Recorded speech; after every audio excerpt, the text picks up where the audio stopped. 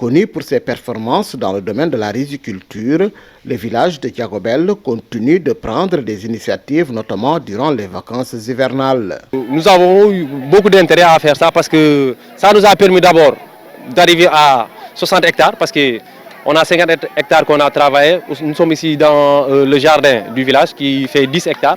Donc les vacances citoyennes ont porté leurs fruits. Chaque année, on augmente la production en riz.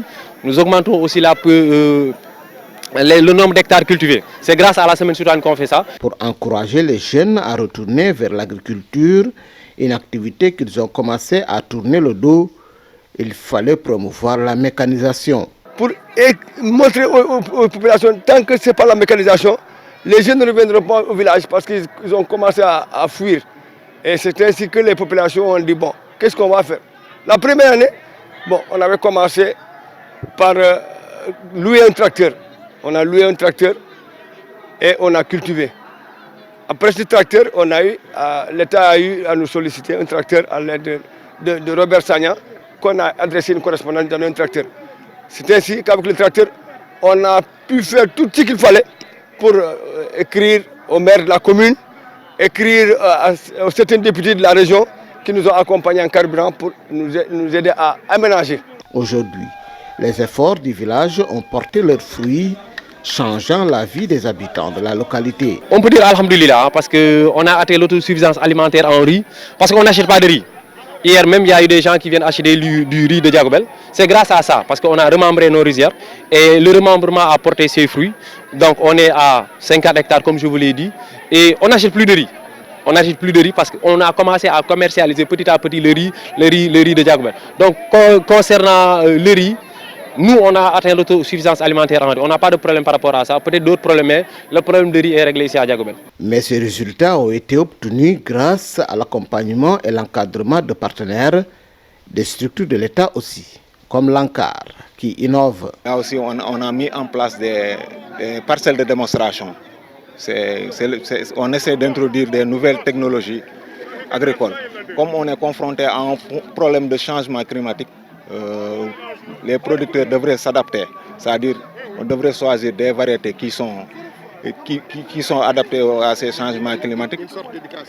Voilà, c'est une sorte d'éducation agricole, raison pour laquelle des fois on fait des champs écoles producteurs. En plus d'assurer l'autosuffisance alimentaire, l'objectif est de fixer les jeunes dans leur terroir et de faire revenir les autres. C'est pour faire revenir la jeunesse ici au village. Parce qu'il y a beaucoup de jeunes qui sont ailleurs, qui n'ont pas de travail. Donc c'est la solution.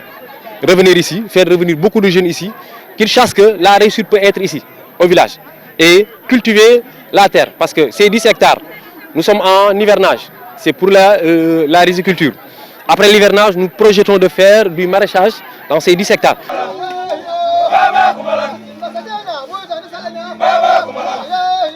Cependant, il y a des obstacles qui ralentissent l'élan des populations de Diagobel. Nous avons le marigot. Les eaux qui devaient aller jusqu'à Bignona, le barrage d'Afignan qui est à côté, le trop-plein des marées hautes envahit la plupart de nos rizières et c'est devenu salé. Donc, mais malgré tout ça, nous, on a continué à travailler. Il faut alors aider ces braves agriculteurs à aménager davantage leurs vallées. Sans digue, bon, nos actions seront vaines. C'est pourquoi nous avons voulu que vraiment, on a besoin d'un aménagement plus adéquat que celui que nous avons fait. Parce que nous ne sommes pas des techniciens, nous avons tenté de faire des aménagements. Mieux, ces populations ont besoin de matériel agricole adapté aux défis du moment. Si on peut avoir une rizerie, on est preneur, des motoculteurs, on est preneur, même notre tracteur, parce que vous avez vu que notre tracteur est en panne. Il a duré plus de 7 ans maintenant. Il est en panne. Si on peut avoir d'autres tracteurs, on est preneur parce que 100 hectares avec un seul tracteur, ça ne peut pas faire. Pendant la semaine citoyenne, d'autres activités ont été menées.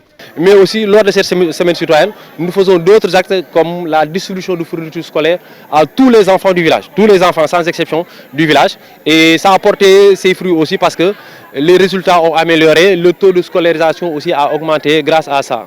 Donc c'est une chose à améliorer vraiment et on tient vraiment à pérenniser chaque année, peut-être arriver à notre 10e édition vraiment de cette semaine citoyenne. Pour encourager les populations de Diagobel à faire mieux et davantage, l'État doit les soutenir et rendre plus accessible le village qui souffre aussi de son enclavement et du manque d'électricité et d'eau.